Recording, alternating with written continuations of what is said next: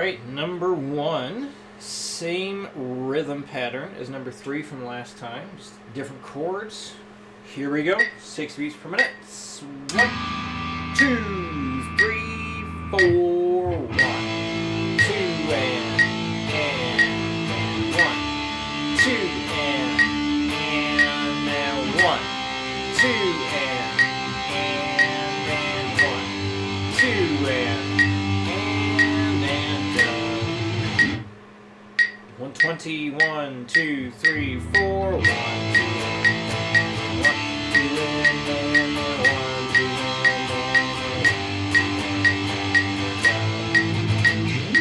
180, 1, 2, 1, 2, 3, 4.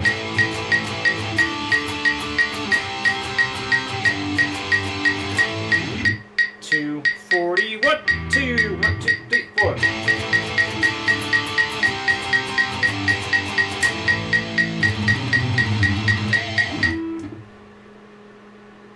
Alright, number 2.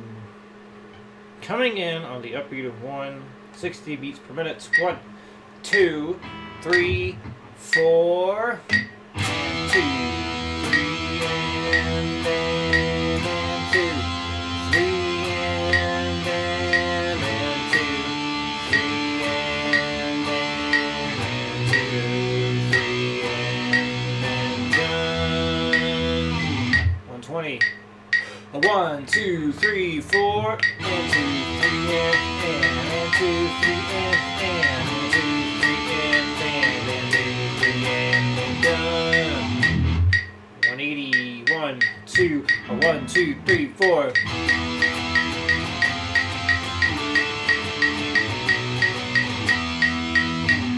240, 1, 2, 1, 2, 3, 4.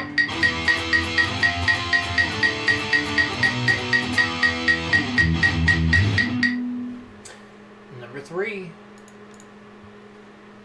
Also coming in on the upbeat of 1, 60, 1, 2, 3, 4, 3, 4, and 3. I missed the strings. Wow.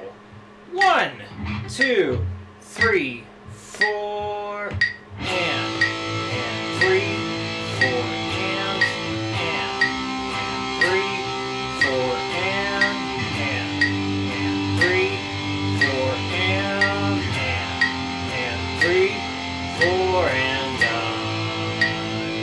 120, 1, 2, 3, 4.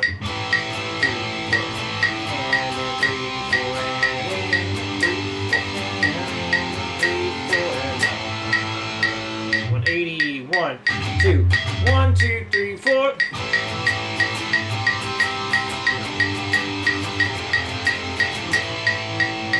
240, 1, 2, 1, 2, 3, 4.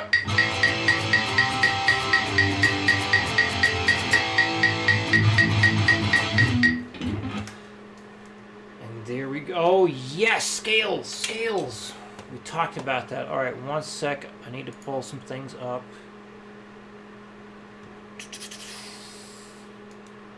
Because I want to go over a little more detail.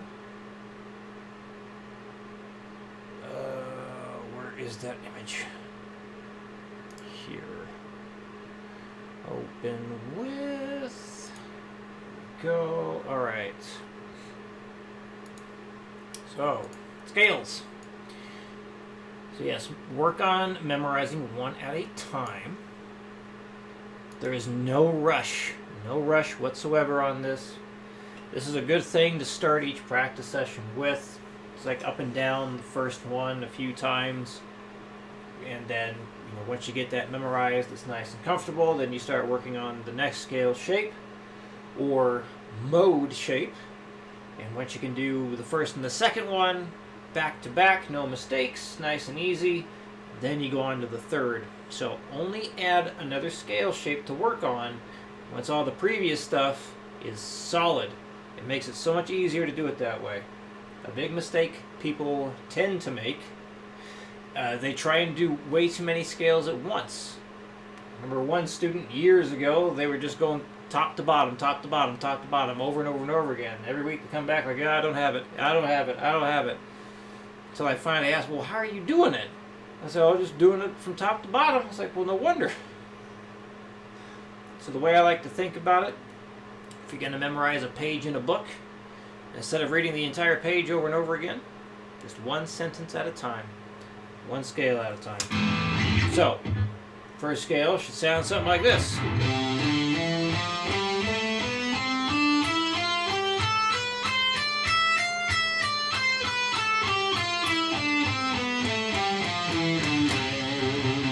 So just up and down.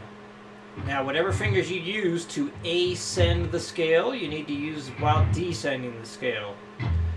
For me, when I go the 8, 10, 12, which is a whole step stretch, whole step, 2 frets apart, whole step, 2 frets apart, I use my first, third, and fourth finger. A lot of people use their middle finger.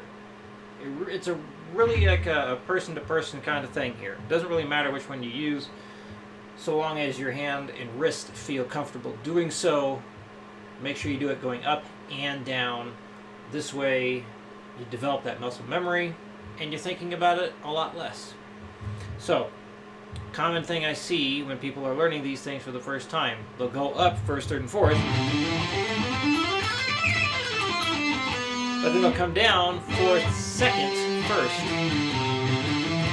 So they'll go up first, third, and fourth, and then come down first, second, and first, or fourth, second, first. We don't want to do that. We want to be consistent. So this way, we can eventually do crazy stuff like that. So whatever you use going up, you need to use coming back down.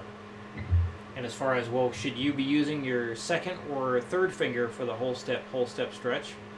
The way I like to have people test it out, how would you hold the first, third, and fifth fret at the same time?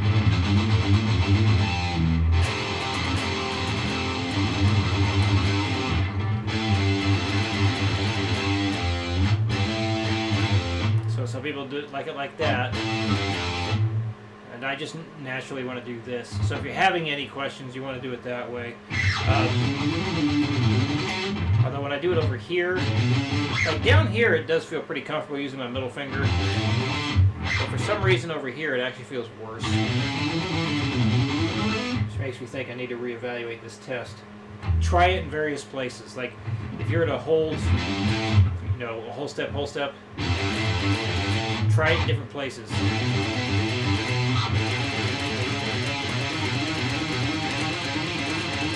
See what feels more natural.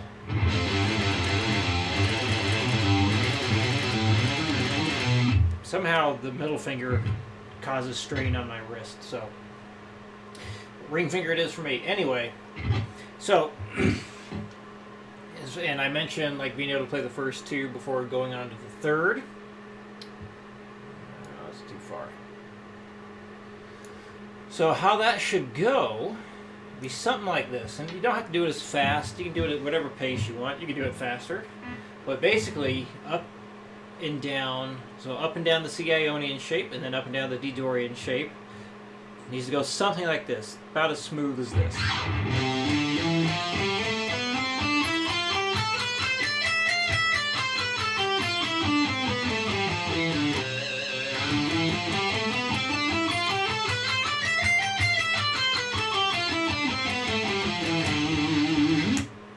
Don't need the vibrato, that's just a habit for me. Yeah, just up and down, one after the next, nice and comfortable, and then you add in the third. So, some neat things go on here.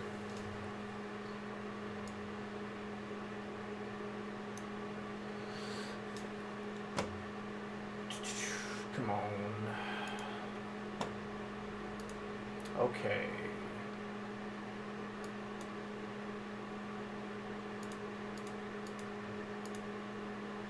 I'm actually going to do this instead. Alright, so all these scales are using the same notes, just A, B, C, D, E, F, G. But the C Ionian starts with the C, and it goes around, or goes up C, D, E, F, G, A, B, C, D, E, F, G, and so on. The D Dorian, again, same 7 notes. We're just starting on a D. So D, E, F, G, A, B, C, D, E, F, G, and so on. E Phrygian, same 7 notes, you're just starting on an E. So I got this done, or listed twice, or diagrammed twice, I should say. Starting on the 12th fret as well as the open string. So all these dots here in the gray section, that's the guitar nut, and that represents an open string. So over here you got 12, 13, 15. Well, down here you got 0, 1, 3. You want to learn both. Anyway, so yeah, this is starting on E, and again, same 7 notes, just starting with E, E, F, G, A, B, C, D, E, F, G, A, B, and so on.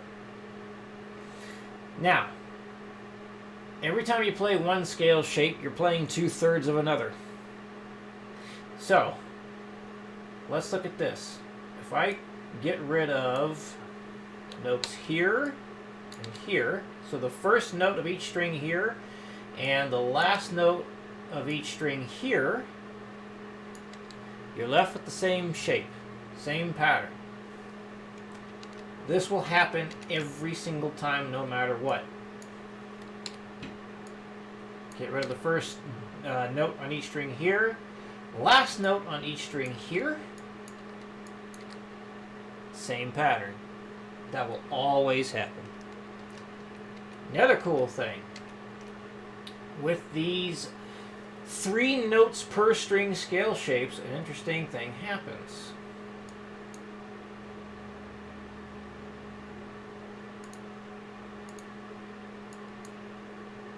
Oh, actually, let me use this instead. The top 3, or the 3 notes at the very top of the scale shape, so 10, 12, 13, those frets there, those are going to be the same frets as the next scale shape, like how it begins. So this one ends 10, 12, 13. This one begins 10, 12, 13. This one ends 12, 13, 15. The next one begins 12, 13, 13, 15. That'll happen every single time, no matter what. So recognizing things like that can help memorize this stuff, make it a little bit easier. So next thing to show is down here you got all the scale shapes together, all the natural notes just laid out here. So that C Ionian shape is right in there. The D Dorian shape right there. Now, we got 2 shapes on the screen. Let's highlight those.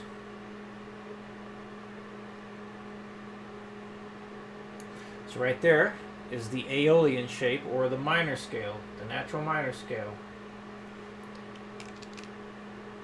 And right here, we got that B Locrian shape. So, they're all connected. Recognizing stuff like that, I feel, can make memorizing and learning this stuff way easier. So, yeah, there's a reason for it all. So if you got any questions with that, please let me know. I'll see you next week.